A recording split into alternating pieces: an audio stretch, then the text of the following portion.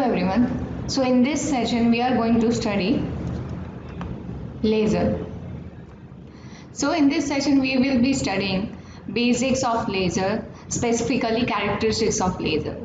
So let us start with the characteristics of laser. So first of all, we'll start with the full form of laser. Laser stands for light amplification by the stimulated emission of radiation. So light is amplified by means of stimulated emission of radiation. So this is laser, and this laser is much more powerful than any conventional ordinary source. So let us start with the characteristics of laser. So the first characteristics is coherence. Now if we talk about the coherence, let us first know what does coherent waves mean. Coherent wave means the wave trains which have same energy, which travel in same direction and which have same phase. So due to the constituent photons of laser beam, since all the constituent photons of laser beam possess same energy, same momentum and propagate in same direction, the laser beam is said to be coherent. Next characteristics is speckles. So if we talk about speckle, what does speckle means? Laser speckles are generated due to the reflection of laser beam, due to the reflection of coherent wave at rough surfaces. So these speckles basically degrade the image quality. So in order to reduce the problem of speckles, we need to have a source which is having higher optical bandwidth. So if we are using a source that have higher optical bandwidth, then the problem of speckles can be reduced. Next characteristics or property is high intensity.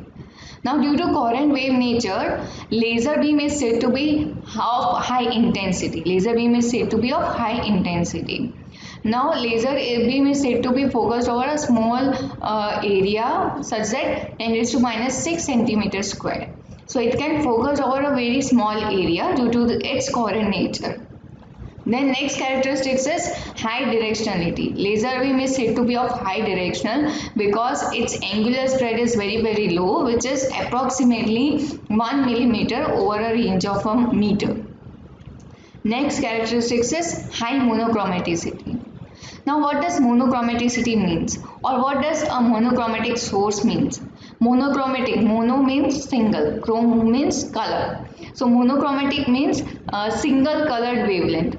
So now ordinary source emits light in all possible directions, but laser source emits light almost which is almost monochromatic, means it emits light which is almost of single wavelength. So this is why it is said to be highly monochromatic. Now let us see the characteristics in brief. First of all, coherence. Since all the constituent photons of laser beam possess the same energy, momentum, and they propagate in same direction, laser beam is said to be highly coherent.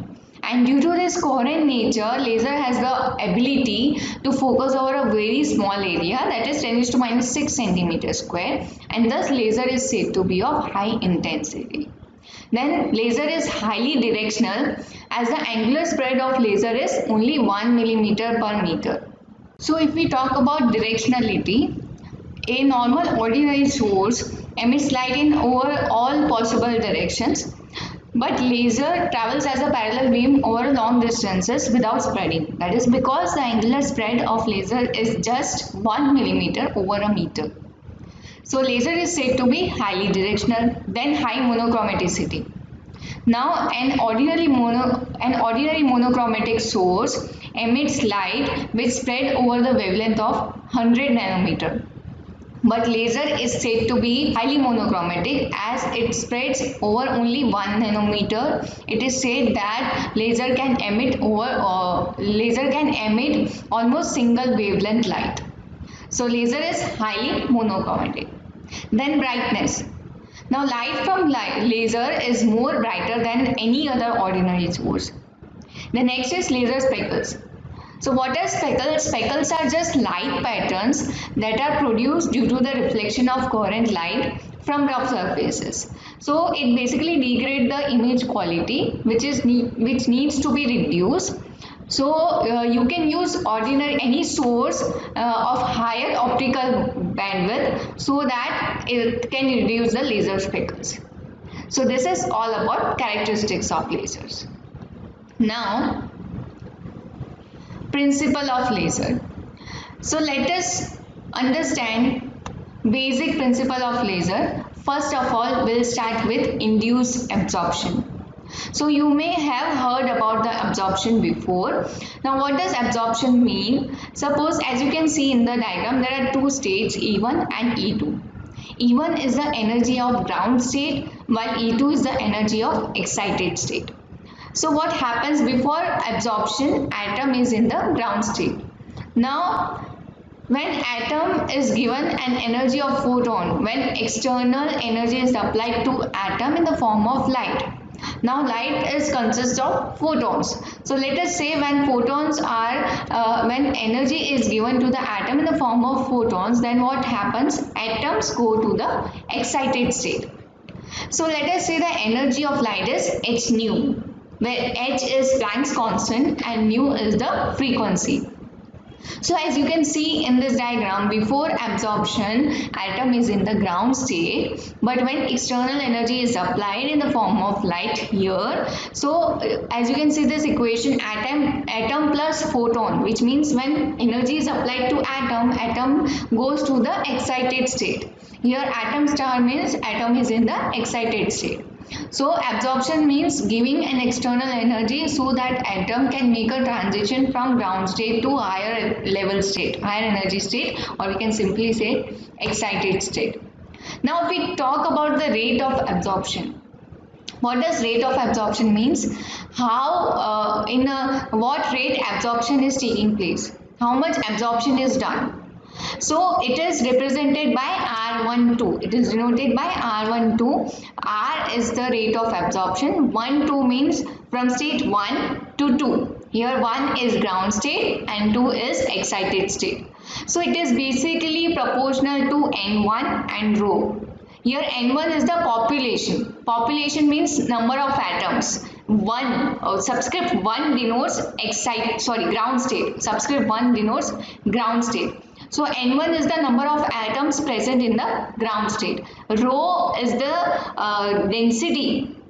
Rho is the density of incident radiation. The radiation that we are applying to atom so that it can absorb the energy and go to the higher level state.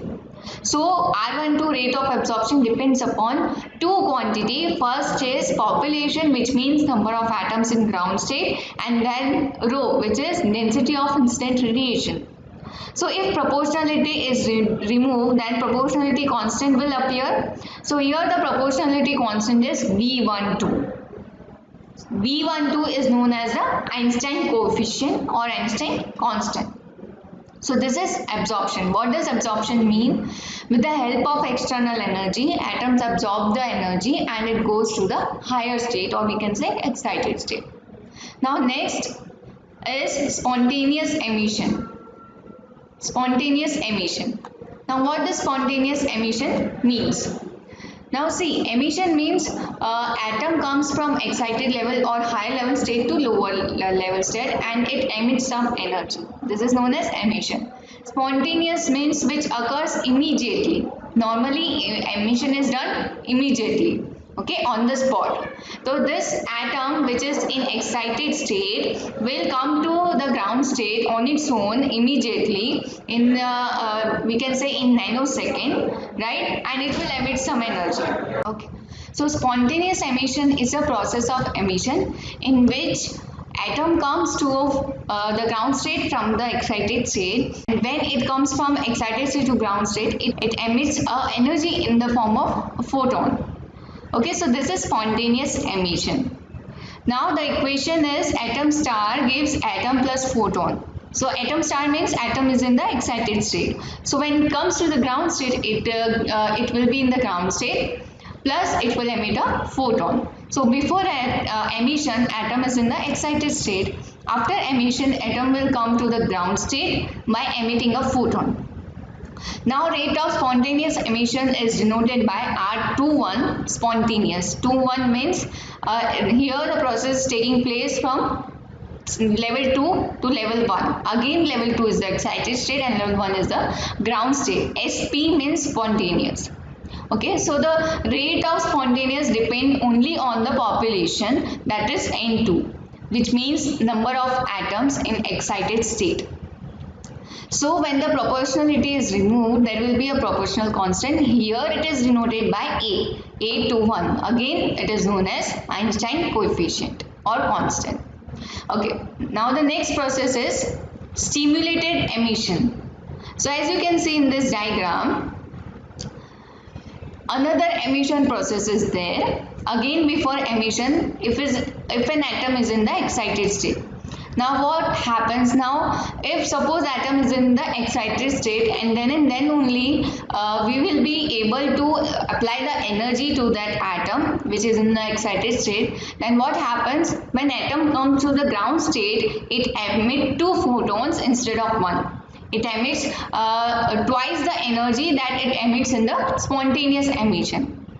So this is known as stimulated emission, in which the help of external energy is required. What is spontaneous emission? Spontaneous emission means the process of emission in which atoms comes from excited state to the ground state and it emits a energy of photon, which is E is equal to h nu.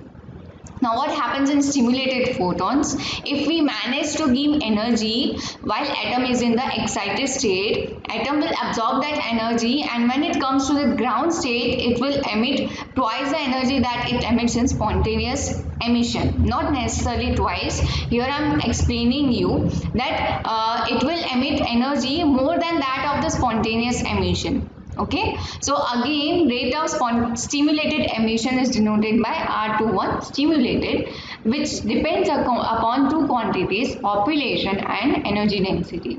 Right, N2 is the number of population, that is number of atoms in excited state. Rho is energy density of the incident radiation that we are applying, and it depends upon and when proportionality is removed, B21 appears, that is the proportionality constant, and again it is known as Einstein coefficient.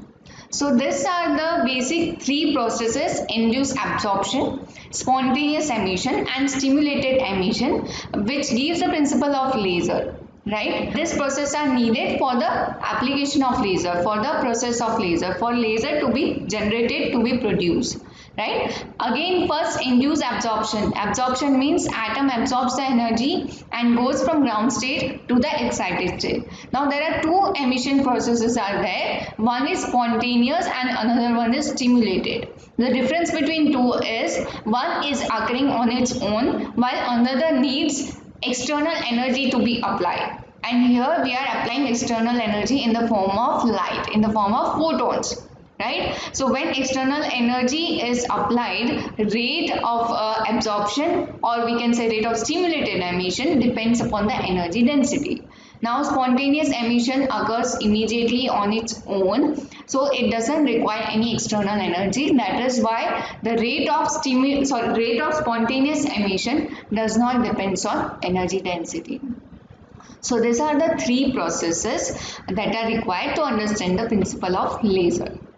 Thank you.